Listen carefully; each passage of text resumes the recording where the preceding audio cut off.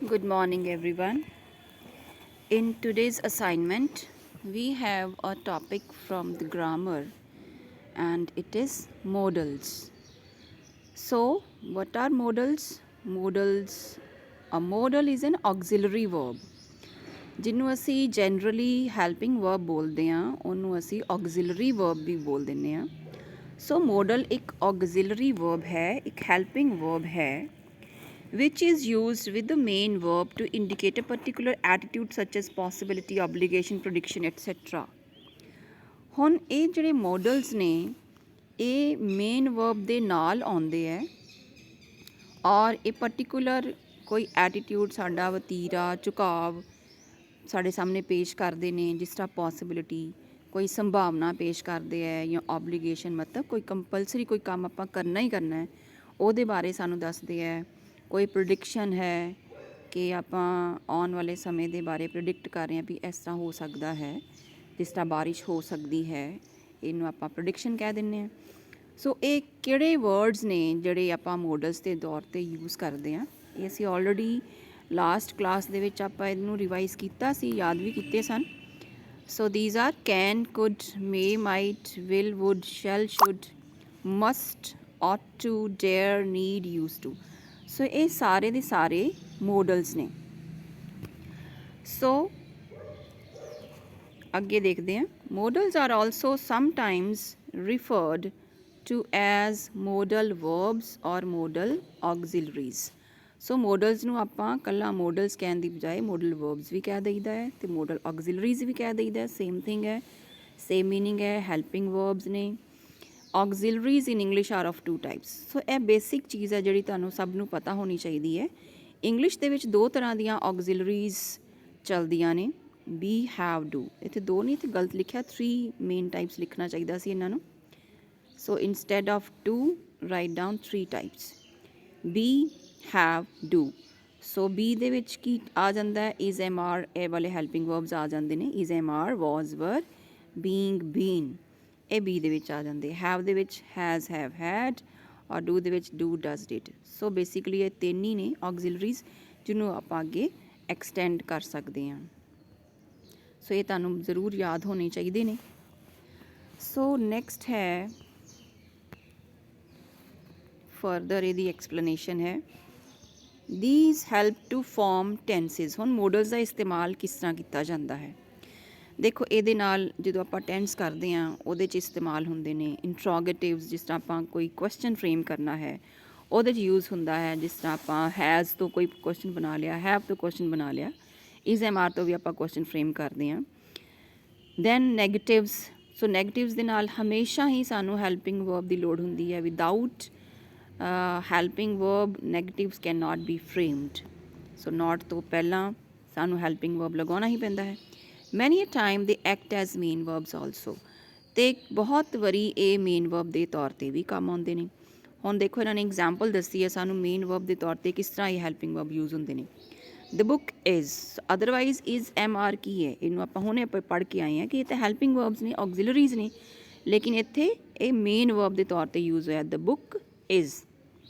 Subject ਹੋ ਗਿਆ ਦ book ਇਹਦੇ ਨਾਲ ਮੇਨ ਵਰਬ ਲੱਗਦਾ ਹੈ ਤਾਂ ਮੇਨ ਵਰਬ ਦੀ ਜਗ੍ਹਾ ਇੱਥੇ ਇਜ਼ ਲੱਗਾ ਹੋਇਆ ਦ book is on the table then we are brothers I have a pen I do my duty so helping verb ਦੀ ਬਜਾਏ ਇੱਥੇ ਮੇਨ ਵਰਬ ਦੇ ਤੌਰ 'ਤੇ ਯੂਜ਼ ਹੋ ਰਹੇ ਨੇ then helping verb ਦੇ ਦੇਖੋ ਤੁਹਾਨੂੰ ਉਹਨੇ ਡਿਫਰੈਂਸ ਪਤਾ ਲੱਗ ਜਾਏਗਾ ਕਿ ਦੋਨਾਂ 'ਚ ਕੀ ਫ਼ਰਕ ਹੈ ਐਜ਼ ਹੈਲਪਿੰਗ ਵਰਬਸ ਦੇ ਐਗਜ਼ਾਮਪਲ ਦੇਖੀਏ she is ਹੁਣ ਦੇਖੋ is ਹੈਲਪਿੰਗ ਵਰਬ ਹੈ ਨਾਲ ਮੇਨ ਵਰਬ ਵੀ ਆ ਗਿਆ play ਨਾਲ ਉਹਦੇ ing ਲੱਗੀ ਹੈ playing she is playing a match I am not writing ਹੁਣ ਇੱਥੇ am ਹੈਲਪਿੰਗ ਵਰਬ ਹੈ ਜੋ ਮੋਡਲ ਆਪਾਂ ਕਹਿ ਸਕਦੇ ਹਾਂ ਔਰ ਰਾਈਟਿੰਗ ਕੀ ਹੈ ਮੇਨ ਵਰਬ ਹੈ next is did helping verb ਹੈ ਔਰ ਹਿਟ ਮੇਨ ਵਰਬ ਹੈ ਤਾਂ ਇੱਥੇ ਦੋਵੇਂ ਇਕੱਠੇ ਆ ਰਹੇ ਨੇ I did not hit him next B part is model auxiliaries ਔਰ ਮੋਡਲਸ ਸੋ ਉਹ ਤਾਂ ਸੀਗਾ ਉੱਪਰ ਜਿਹੜੇ ਆਪਾਂ ਪੜ੍ਹੇ ਹੋਣੇ ਹੈਲਪਿੰਗ ਵਰਬਸ ਠੀਕ ਹੈ ਹੁਣ ਜਿਹੜੇ ਮੇਨ ਮੋਡਲ auxiliaries ਜਾਂ ਮੋਡਲਸ ਜਿਹਨੂੰ ਆਪਾਂ ਕਹਿ ਦਿੰਦੇ ਹਾਂ ਜਾਂ ਆਪਾਂ ਹੁਣੇ ਪੜ੍ਹ ਕੇ ਆਏ ਸੀ ਕੈਨ ਕੁਡ ਮੇ ਮਾਈਟ ਵਗੈਰਾ ਉਹਦੇ ਬਾਰੇ ਹੁਣ ਆਪਾਂ ਅੰਡਰਸਟੈਂਡ ਕਰਦੇ ਹਾਂ model auxiliaries or modals cannot be used as main verbs or as independent primary auxiliaries ਸੋ ਇਹ ਫਰਕ ਹੈ ਹੈਲਪਿੰਗ ਵਰਬ ਔਰ ਮੋਡਲ ਆਕਸਿਲਰੀਜ਼ ਦੇ ਵਿੱਚ ਕਿ ਇਹਨੂੰ ਆਪਾਂ ਮੇਨ ਵਰਬ ਦੇ ਤੌਰ ਤੇ ਇਸਤੇਮਾਲ ਕਰ ਹੀ ਨਹੀਂ ਸਕਦੇ ਜਾਂ ਇੰਡੀਪੈਂਡੈਂਟਲੀ ਇਹ ਆ ਹੀ ਨਹੀਂ ਸਕਦੀਆਂ। ਠੀਕ ਹੈ, ਇਹਨਾਂ ਦੇ ਨਾਲ ਮੇਨ ਵਰਬ ਲੱਗਣਾ ਹੀ ਲੱਗਣਾ ਹੈ। ਸੋ ਹੁਣ ਆਪਾਂ ਦੇਖੋ ਉੱਪਰ ਆਪਾਂ ਕੀਤਾ ਸੀ ਨਾ, ਇਹ ਦੇਖੋ ਕਿ ਜਿਹੜਾ ਹੈਲਪਿੰਗ ਵਰਬ ਹੈ, ਠੀਕ ਹੈ, ਇਹ ਦੇਖੋ ਇਜ਼, ਆਰ, ਹੈਵ, ਡੂ, ਇਹਨੂੰ ਆਪਾਂ ਇੰਡੀਪੈਂਡੈਂਟਲੀ ਯੂਜ਼ ਕਰ ਰਹੇ ਸੀ, ਆਪਾਂ ਮੇਨ ਵਰਬ ਦੀ ਜਗ੍ਹਾ 'ਤੇ ਵੀ ਇਹਨੂੰ ਯੂਜ਼ ਕਰ ਰਹੇ ਸੀ। ਲੇਕਿਨ ਜਿਹੜੇ ਮੋਡਲ ਆਕਸਿਲਰੀਜ਼ ਨੇ ਇਹ ਕਹਿੰਦੇ ਨੇ ਕਿ ਇੰਡੀਪੈਂਡੈਂਟਲੀ ਆ ਹੀ ਨਹੀਂ ਸਕਦੇ। ਇਹਨਾਂ ਨੇ ਹਮੇਸ਼ਾ they are used to help a main verb, main verb ਦੀ ਹੈਲਪ ਵਾਸਤੇ ਹੀ ਇਹਨਾਂ ਨੂੰ ਲਗਾਇਆ ਜਾਂਦਾ ਹੈ। ਇਹਨਾਂ ਨੂੰ ਇਕੱਲੇ ਇਸਤੇਮਾਲ ਹੀ ਨਹੀਂ ਕੀਤਾ ਜਾ ਸਕਦਾ। Never used alone. They do not have the infinitive, present participle or past participle forms. ਸੋ ਇਹਨਾਂ ਦੇ ਇਨਫਿਨਿਟਿਵਸ ਮਤਲਬ ਟੂ ਵਾਲੀ ਫਾਰਮ ਹੁੰਦੀ ਨਹੀਂ ਹੈ, ਆਪਾਂ ਟੂ ਨਹੀਂ ਲਗਾ ਸਕਦੇ ਇਹਨਾਂ ਦੇ ਨਾਲ। ਇਨਫਿਨਿਟਿਵਸ ਹੁੰਦੇ ਨੇ ਟੂ ਵਾਲੀ ਫਾਰਮਸ। ਦੈਨ ਪ੍ਰੈਜ਼ੈਂਟ ਪਾਰਟੀਸੀਪਲ ਜਿਹਨੂੰ ਆਪਾਂ ਕਹਿੰਦੇ ਆ ਕਿ ING ਫਾਰਮ ਇਹਨਾਂ ਦੀ ਨਹੀਂ ਹੁੰਦੀ। ਦੈਨ ਹੁੰਦੀ ਹੈ ਪਾਸਟ ਪਾਰਟੀਸੀਪਲ ਫਾਰਮਸ। ਪਾਸਟ ਪਾਰਟੀਸੀਪਲ ਫਾਰਮ ਮਤਲਬ ਕਿ ਥਰਡ ਫਾਰਮ, ਉਹ ਵੀ ਨਹੀਂ ਹੁੰਦੀ ਇਹਨਾਂ ਦੀ। ਜਿਹਨੂੰ ਆਪਾਂ ਸੈਕਿੰਡ ਫਾਰਮ ਕਹਿ ਸਕਦੇ ਹਾਂ, ਉਹ ਵੀ ਨਹੀਂ ਹੁੰਦੀ।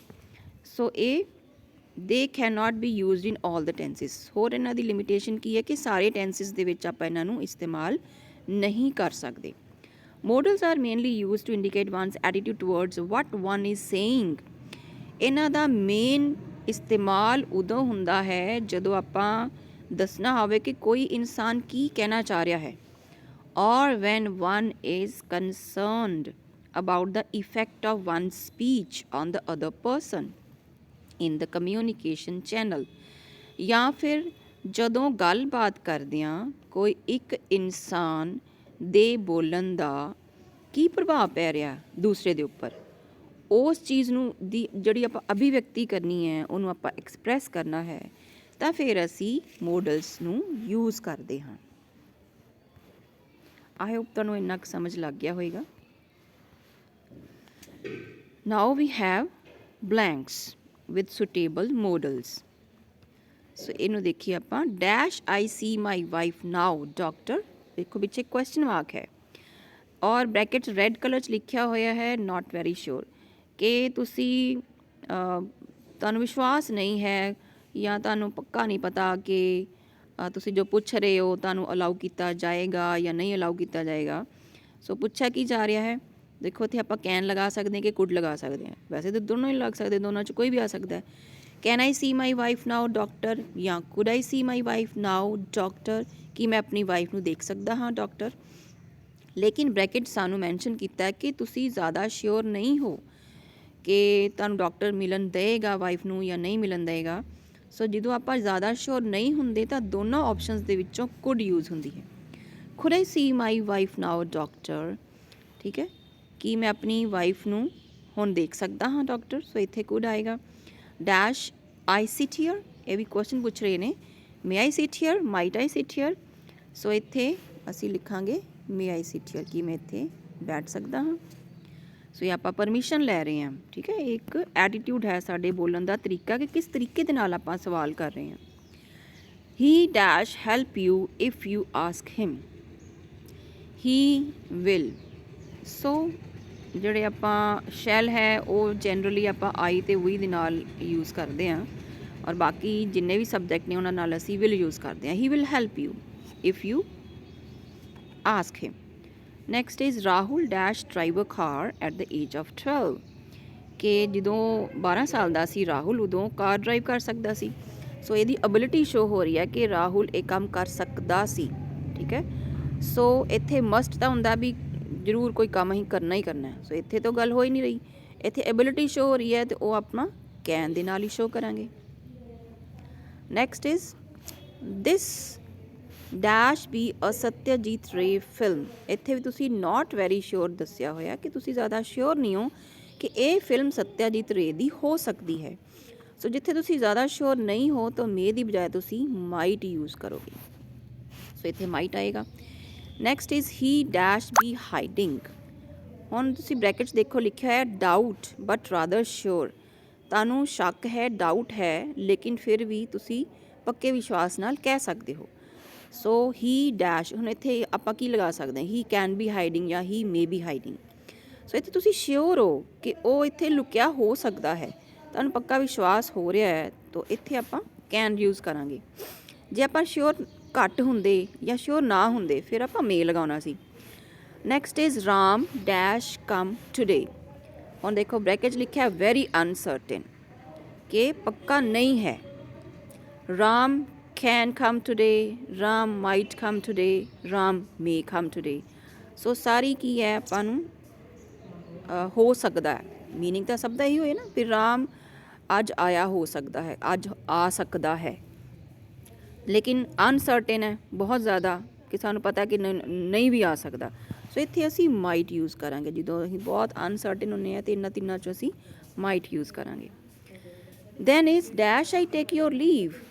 ਦੈਨ ਬ੍ਰੈਕਟ 'ਚ ਲਿਖਿਆ ਦੇਖੋ ਆਸਕਿੰਗ ਪਰਮਿਸ਼ਨ, ਤੁਸੀਂ ਪਰਮਿਸ਼ਨ ਪੁੱਛ ਰਹੇ ਹੋ, ਅਤੇ ਜਦੋਂ ਆਪਾਂ ਪਰਮਿਸ਼ਨ ਪੁੱਛਦੇ ਹਾਂ ਤੁਹਾਨੂੰ ਕਲਾਸ ਵਿੱਚ ਤੁਸੀਂ ਜਦੋਂ ਐਂਟਰ ਕਰਦੇ ਤੁਸੀਂ ਮੇ ਕਰ ਦਿਓ, ਮੈਮ ਨੂੰ ਪੁੱਛਦੇ ਹੋ ਕਿ ਮੇ ਆਈ ਕਮ ਇਨ।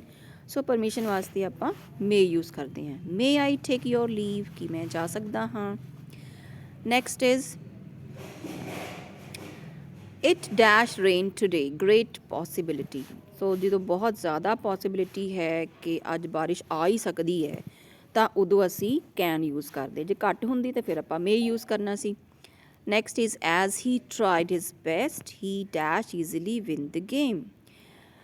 ਕਿਉਂਕਿ ਉਹਨੇ ਬਹੁਤ ਜ਼ਿਆਦਾ ਆਪਣੀ ਕੋਸ਼ਿਸ਼ ਕੀਤੀ ਸੀ, ਸੋ ਇਸ ਕਰਕੇ ਉਹ ਆਸਾਨੀ ਨਾਲ ਗੇਮ ਜਿੱਤ ਸਕਦਾ ਸੀ।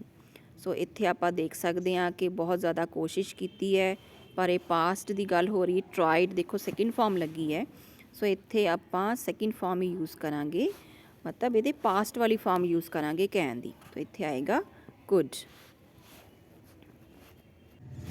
So students, this was all about your today's assignment. I hope you have completely understood about the modals and how to use them. So you are to write down this assignment in your notebooks and revise the complete matter by watching the video again and again. Thank you so much.